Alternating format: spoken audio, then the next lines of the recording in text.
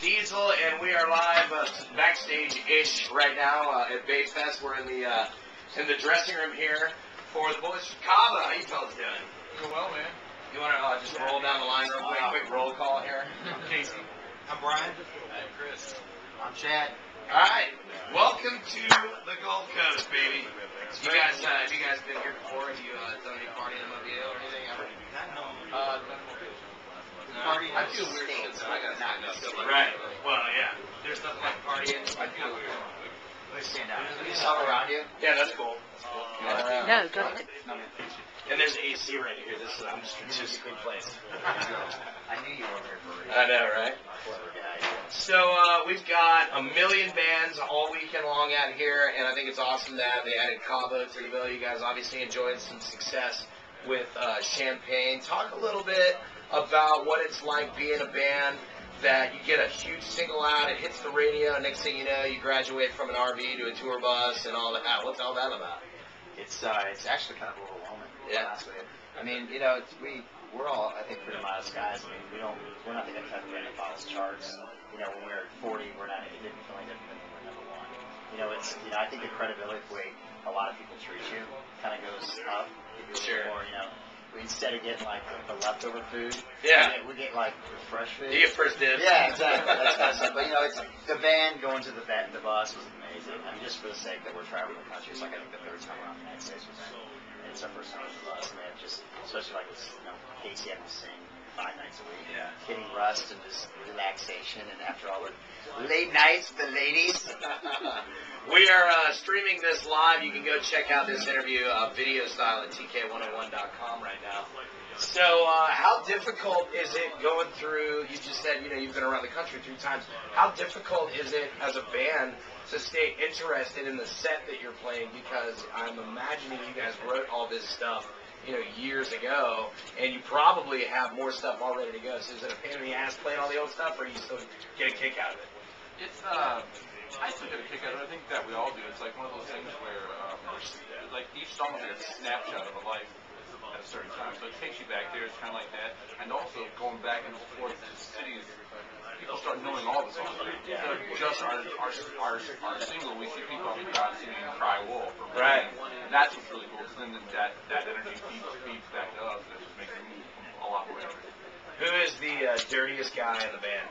That would be Chad. And where did that come from? That was like an ADD question. I know, right? Are we talking Wait, about you say filthy dirty or cleanliness, or is like just dirty, like as in like dog-wise? Oh, okay. Well then, gotta reiterate that. all right. We'll specify that. The first part of the question is cleanliness. The second part is dirty as a dog. I don't know who the dirtiest one is that way. He's the cleanest, I would say. I'm very anal retentive. But as far as the dirtiest guy in the band, as far as the women, it would definitely be Chad, because the rest of us are married. So. Oh, right. In case the rest are listening, we're all good boys here. That's all by default. I have to be who I am. By default. It's not his fault. We're all, It was in the contract. Ringed up. They said in order for you to be the band, Chad, you have to by default be the dirtiest guy. I'm like, okay, let me think about that for like a millisecond. Right. Okay, I'm sold. So far on this tour that you got, I say this tour, but you guys have been going around. You were on Crew Fest for a while. What is the craziest night or party or craziest scene that you can remember? Because I know a lot of you probably can't, but the craziest one that you can remember. The craziest one I can remember? Maybe Peoria. That was a crazy night. We were actually playing with a hailstorm was here today. Yeah. At the Brass Rail, which is this little tiny club in the middle of Peoria.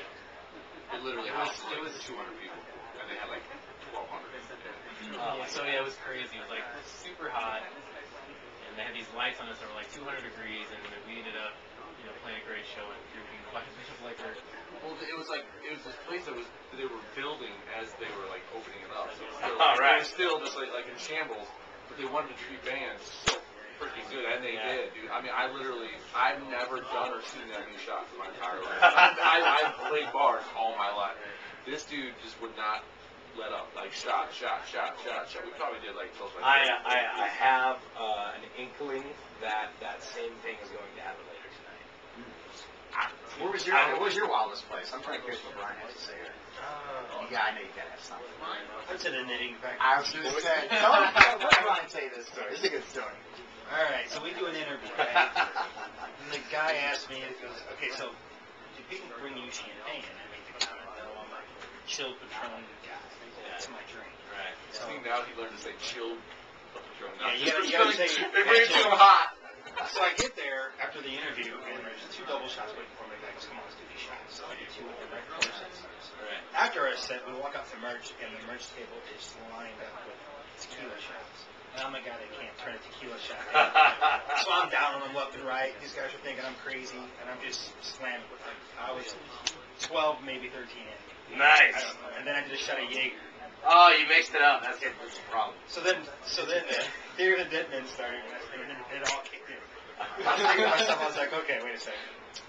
I just got to get back to the dressing room, and I'll be cool. Just got to sit down. Like, I don't want people to see me throw up on my strap. I want to do it in private. So I go, I sit down, I'm sitting down, and I'm like, okay, I just need to lay down. If I lay down, I'll be cool. And that's all I need.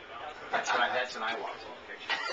So I walk in this dressing room, they want to start charging on for everybody. This is great.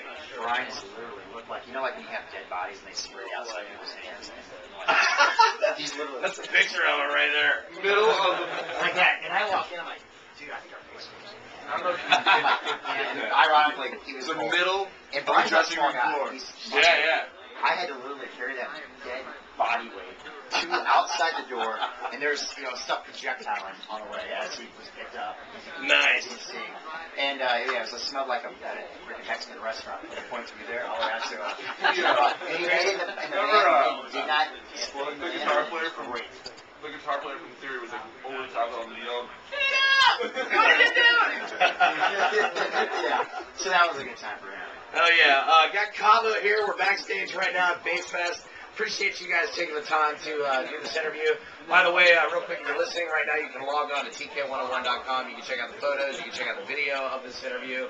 Thanks a lot, you guys. We appreciate it. We're looking forward to doing 15 shots of chilled Patron later on. Woo! And carry Brian back to we're going to have a bus, so that's going to be tough. The minivan. We got a minivan. But we're not flying tonight, so we're all good. All right, cool. That's right on. Live backstage at Bayfest. We'll have more for you just a little bit on TK101, the rock station.